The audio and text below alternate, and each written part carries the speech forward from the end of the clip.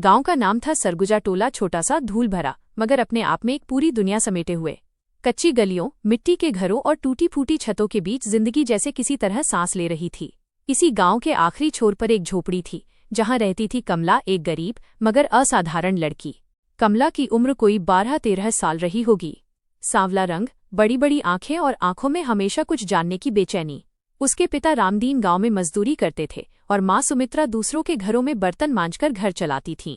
गरीबी उनके जीवन का स्थायी हिस्सा थी, ऐसी गरीबी जो सिर्फ पेट नहीं, सपनों को भी खाली कर देती है।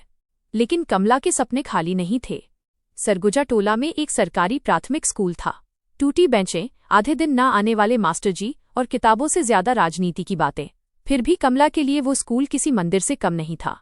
वो रोज सुबह 4 बजे उठती, माँ के साथ पानी भरती, झाड़ू लगाती, चूल्हा जलाने में मदद करती और फिर फटी हुई यूनिफॉर्म पहनकर स्कूल चली जाती। उसके पास किताबें कम थीं, मगर समझ बहुत गहरी।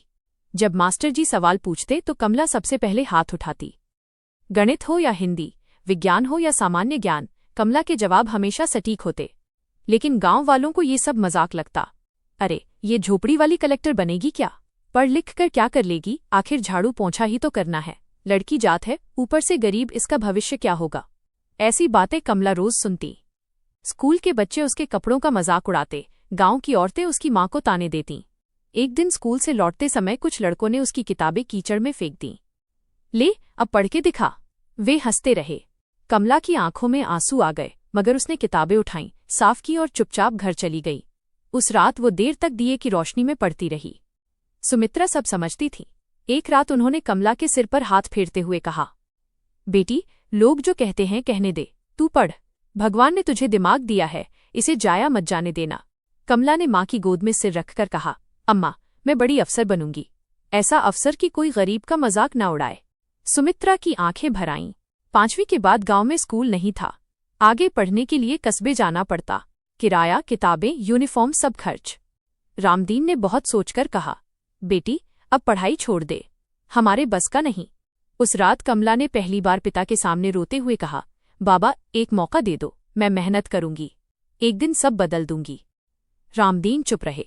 अगले दिन उन्होंने अपनी साइकिल बेच दी। कस्बे का स्कूल बड़ा था, मगर ताने और भी बड़े। अमीर बच्चों के बीच कमला और ज्यादा गरीब दिखती थी। कभी लंच में सूखी रोटी, कभी बिना जूते के स्कूल, सब उसे अलग बना देता। एक दिन एक टीचर ने कहा, तुम जैसी लड़कियां ज्यादा आगे नहीं बढ़ पाती। वो बात कमला के दिल में चुभ गई। उसी दिन उसने तय कर लिया, अब पीछे नहीं हटना। कमला ने 10वीं में पूरे जिले में टॉप किया।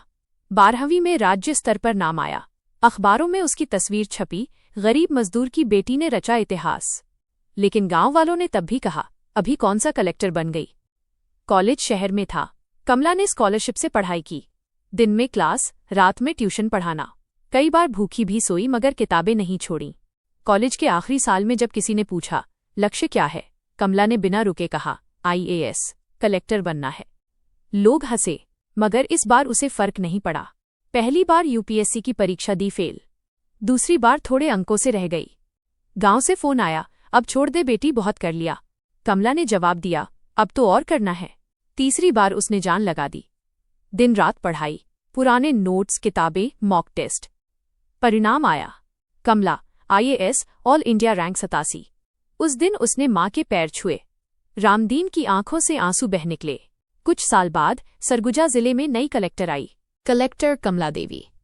जीप गांव में रुकी। वही गलियां, वही झोपड़ी, अब पक्के घर में बदल चुकी थी। गांव वाले पहचान गए। वही लोग जो कभी मजाक उड़ाते थे, आज सिर झुकाए खड़े थे। एक बुजुर्ग ने कांपते हाथों से कहा, बिटिया, हमसे गलती हो गई, हमें माफ कर दे। कमला की आंखें नम हो गईं। उसने कहा, मैंने माफ कर दिया, लेकिन वादा कीजिए, अब किसी गरीब बच्चे के सपने का मजाक नहीं उड़ाएंगे। सबने एक साथ सिर हिलाया। कमला ने उसी गांव में एक बड़ा स्कूल खुलवाया। किताबें, यूनिफॉर्म, भोजन, सब मुफ्त।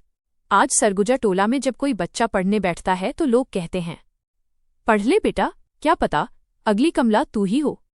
कहानी का संदेश, गरीबी हालात होती है, किस्मत नहीं, और मेहनत वह चुपचाप इतिहास लिखती है। कहानी अच्छा लगा हो तो वीडियो को लाइक और चैनल को सब्सक्राइब करें। धन्यवाद।